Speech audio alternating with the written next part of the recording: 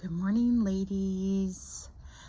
I have a little bit of a pajama revelation that I have been mulling over this morning that I thought I would share with you as we are quickly approaching the new year.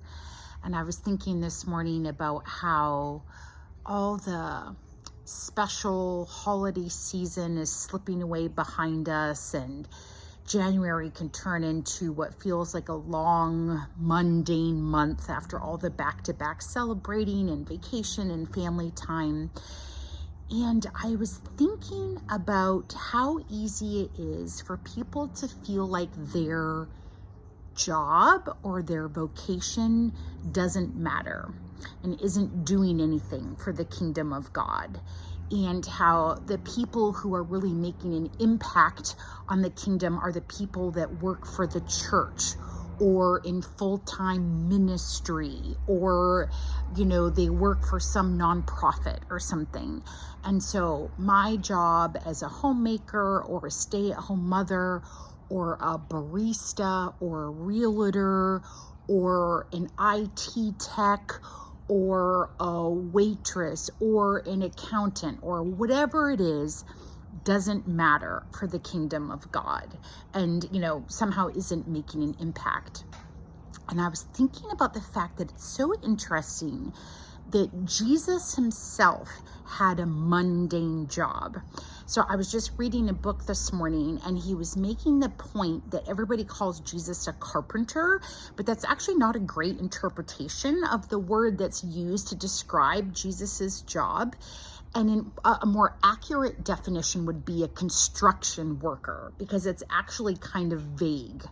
And interestingly enough, Nazareth, where Jesus grew up, there actually are no trees in that area. So he most certainly was not a carpenter. He might have been more of a stonemason, because that's a very rocky area, and they probably did a lot of construction with rocks. So that's interesting. But even beyond that, a more accurate description would be a construction worker. And when we think of construction worker, we think of a very mundane job, don't we? Like very blue collar, maybe even, the stereotypical uneducated person might be a construction worker. But that's actually very likely along the lines of what Jesus did for decades, because remember, he didn't actually start his ministry until his 30s. So I was thinking about that, and then how Paul was a tent maker, which again, very mundane, common job.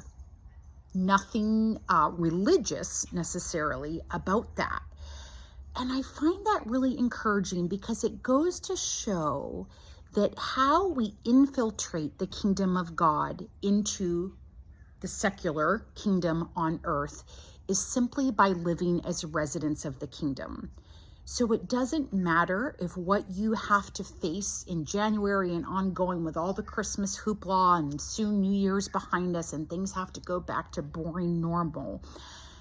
I hope it's encouraging to you that what you do for work isn't the thing. The thing is how you do it.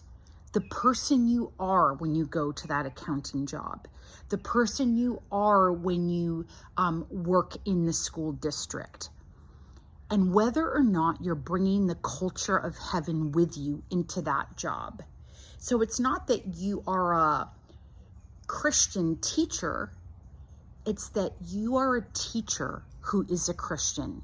So how you live out that work, how you represent Jesus in that space, that's what matters. That's what's important. Are you doing your work with integrity? Are you cutting corners, or are you doing it to the best of your ability? Are you loving your coworkers well? Are you engaging with the people that nobody else would engage with? Are you refusing to speak ill of your coworkers? Are you a joy-filled person that makes people pick up their head and notice, because there's something about you that when you walk into the room, you bring peace with you and you bring contentment with you in spite of the bad day that you might be having?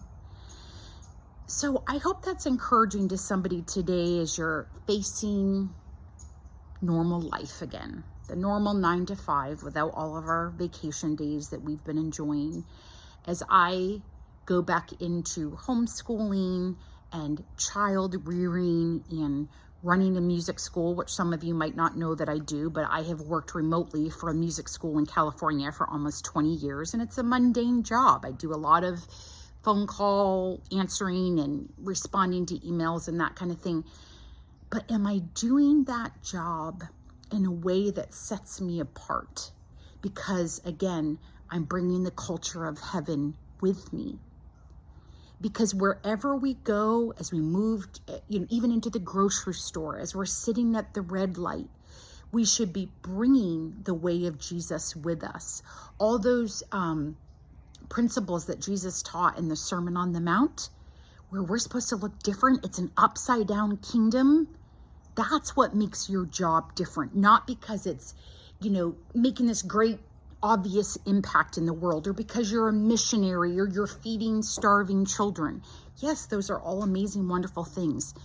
But what makes the difference in your life is whether or not you are playing out that job as an ambassador for Jesus, as a representative for his kingdom.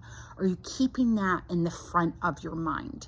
Because that's what matters. Because again, if it was important for us to have really glamorous Christian jobs, I feel like Jesus, our rabbi, would have set that standard.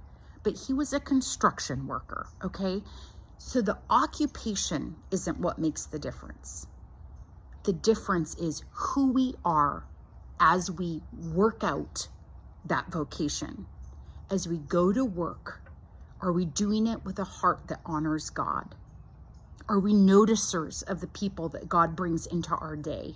Are we willing to be interrupted by the coworker who's clearly struggling and needs our help? That's what matters. So that's what I've been chewing on this morning. I hope that's encouraging to you. Go into your job today, tomorrow, maybe you're starting after the new year, and go with the knowledge that you can make a difference, not because of what you're getting a paycheck for, but because of how you are moving into that space as a follower of Christ. Because we need accountants who are following Jesus hard.